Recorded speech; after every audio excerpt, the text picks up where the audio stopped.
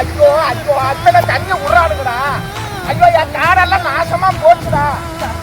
ஐயோ யாருமே அது கேட்க நாடு இல்லையா? பயிரிட்ட நிலத்திற்குள் வெள்ளமாக வந்த விஷ ரசாயன தண்ணீர். ஐயோ எல்லாம் போகுது, அங்கோட போகுது. ஐயோ எல்லாம் போகுதுடா, எல்லாம் இப்படி போகுதுடா. ஐயோ எல்லாம் வயலும் போகுதுடா. காய்கறி நட்டு நான் பொழைச்சா எல்லாம் நாசமா போகுது.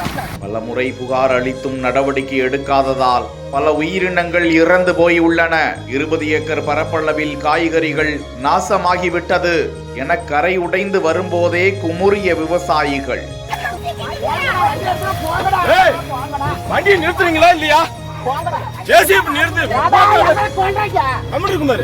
நாமக்கல் மாவட்டம் செல்லம்பட்டி பகுதியில் ஜவ்வரிசி ஆலை கடந்த 20 ஆண்டுகளாக இயங்கி வருகிறது.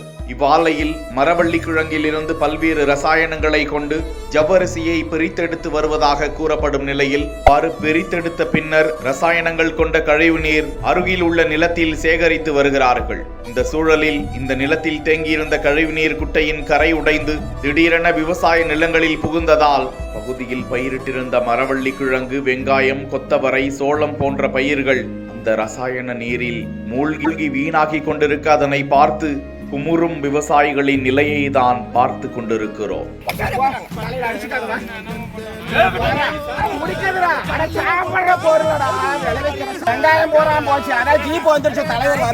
ஜவ்வரிசி ஆலையில் இருந்து வெளிவரும் கழிவு நீரை லாரி மூலம் வேறு பகுதிகளுக்கு கொண்டு செல்ல ஆலை நிர்வாகம் நடவடிக்கை எடுக்க வேண்டும் என பாதிக்கப்பட்ட பயிர்களுக்கு இழப்பீடு வழங்க வேண்டும் என விவசாயிகள் கோரிக்கை விடுத்துள்ளது குறிப்பிடத்தக்கது.